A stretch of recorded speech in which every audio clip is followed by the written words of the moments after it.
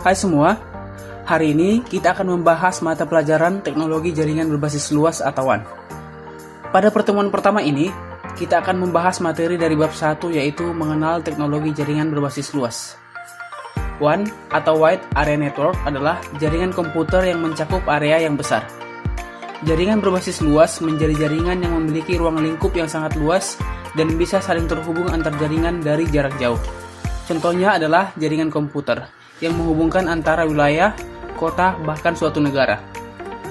WAN digunakan untuk menghubungkan jaringan area lokal atau LAN yang satu dengan jaringan LAN yang lainnya, sehingga pengguna komputer yang berada di tempat yang berbeda dapat saling berkomunikasi satu sama lain. Ada 7 materi yang akan kita bahas pada bab pertama ini yaitu 1. Perkembangan jaringan berbasis luas. 2. Kegunaan teknologi jaringan berbasis luas. 3. Teknologi jaringan berbasis luas. 4. Klasifikasi koneksi jaringan berbasis luas. Yang kelima, keunggulan dan kelemahan jaringan berbasis luas. Yang keenam, hierarki jaringan berbasis luas. Dan yang terakhir adalah nomor 7, peralatan dan komponen jaringan berbasis luas.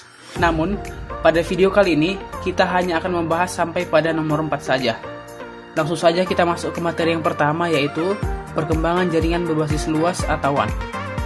WAN adalah suatu istilah yang tidak asing lagi bagi solusi IT sebuah perusahaan bisnis atau institusi. Era saat ini adalah era broadband, yang mana memiliki akses yang cepat dan kapasitas yang lebih besar. Sejarah pembentukan jaringan ini bermula pada tahun 1940-an di Amerika, yang mana terdapat sebuah penelitian yang ingin memanfaatkan penggunaan komputer secara bersama. Kemudian, terus berkembang hingga internet mulai diperkenalkan. Maka, sebagian besar LAN yang berdiri sendiri mulai berhubungan dan terbentuklah jaringan raksasa di tingkat dunia yang disebut dengan WAN atau Wide Area Network. Untuk menambah wawasan kalian, silahkan kalian cari apa perbedaan antara LAN dan WAN, yaitu bagaimana karakteristik, keunggulan, dan kelemahan masing-masing jaringan. Sekarang kita lanjut ke materi yang kedua yaitu kegunaan teknologi jaringan berbasis luas atau WAN.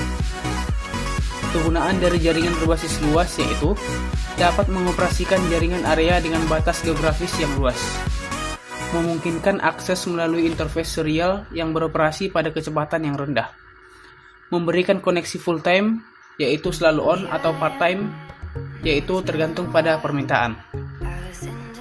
Kemudian dapat menghubungkan perangkat-perangkat yang terpisah melalui area global yang luas.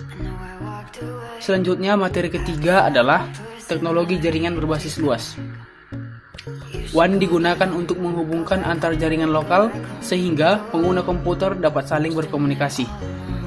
Teknologi jaringan komputer berkembang pesat dan maju selama tahun 1960 sampai 1970-an. Ditandai dengan adanya LAN yaitu jaringan pada area lokal serta jaringan komputer yang lebih besar yaitu WAN. LAN dan WAN memungkinkan pertukaran informasi antar komputer, akan tetapi hanya terhenti pada batas-batas jaringan tersebut. Artinya, hanya pada daerah cakupan jaringan tersebut saja. Yang terakhir adalah materi klasifikasi koneksi jaringan berbasis luas atau WAN. Klasifikasi koneksi jaringan berbasis luas dibagi ke dalam 3 jenis. Yang pertama adalah paket switching. Paket switching adalah jalur komunikasi berdasarkan pada transmisi data dalam paket-paket yang memungkinkan data dari berbagai alat pada network untuk berbagi kanal komunikasi yang sama secara serentak. Keuntungan dari berbagi bandwidth dengan sesama pengguna adalah dapat menghemat biaya. Kekurangannya adalah paket switching hanya berjalan dengan baik jika transfer data tidak bersifat kontinu atau hanya diperlukan sewaktu-waktu. Selanjutnya yang kedua adalah lease line.